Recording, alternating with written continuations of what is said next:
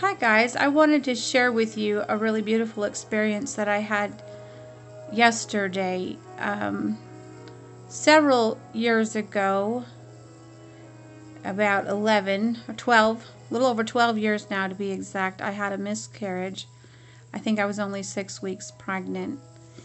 And the grief process is different for everyone, and personally at the time that it happened, I was in an abusive relationship. And I was not allowed to grieve that child. And so I filed it away in a little space inside of me that just sort of became frozen. It was a file I didn't open. I didn't talk about it with anybody. It just sort of happened and got filed away.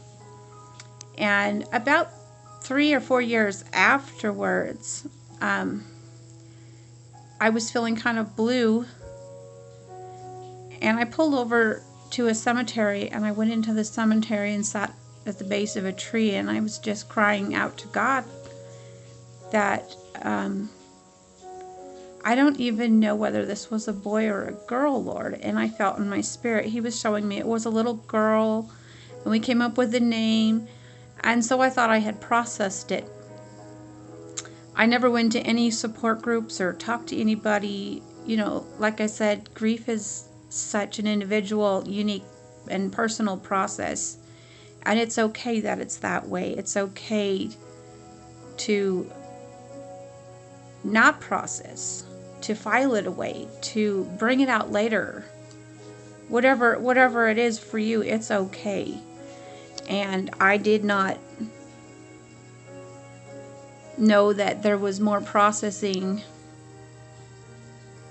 more grief that I had locked away. A church that I've been going to recently had a special service for people who've lost loved ones, and I'd never attended one, so I decided to go. And I was a little bit curious, and so I went. And it was a very simple service. Candles were lighted, a little bit of sharing and teaching.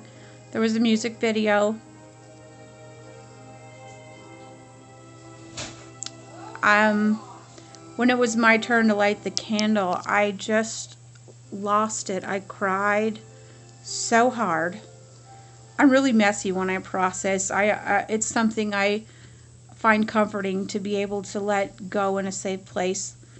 And so I lit the candle and I went back to my seat. And after the service, one of the girls from the Bible study that I go to came up to me, just put her arm around me, and I just cried and cried and cried some more. And she sat next to me, and I told my story for the first time.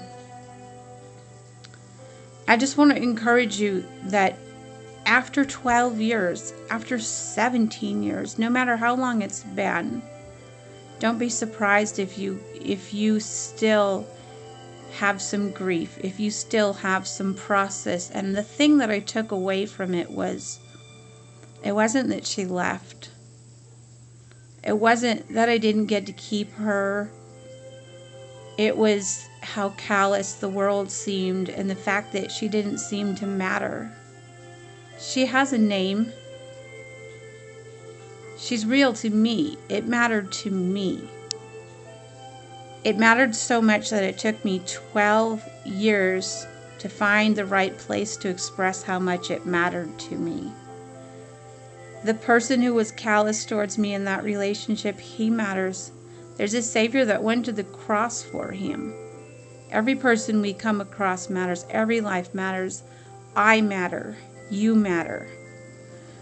And that's what I took away from it, is that everybody needs to know how much they matter and that they are loved, whether they receive it or not.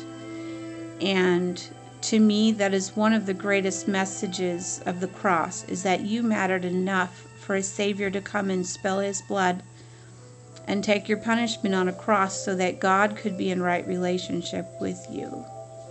I love you all very much. You all matter to me, whether I message you or not. And I wish you the best in this season, and that you would find comfort in the Savior. Know that you are loved.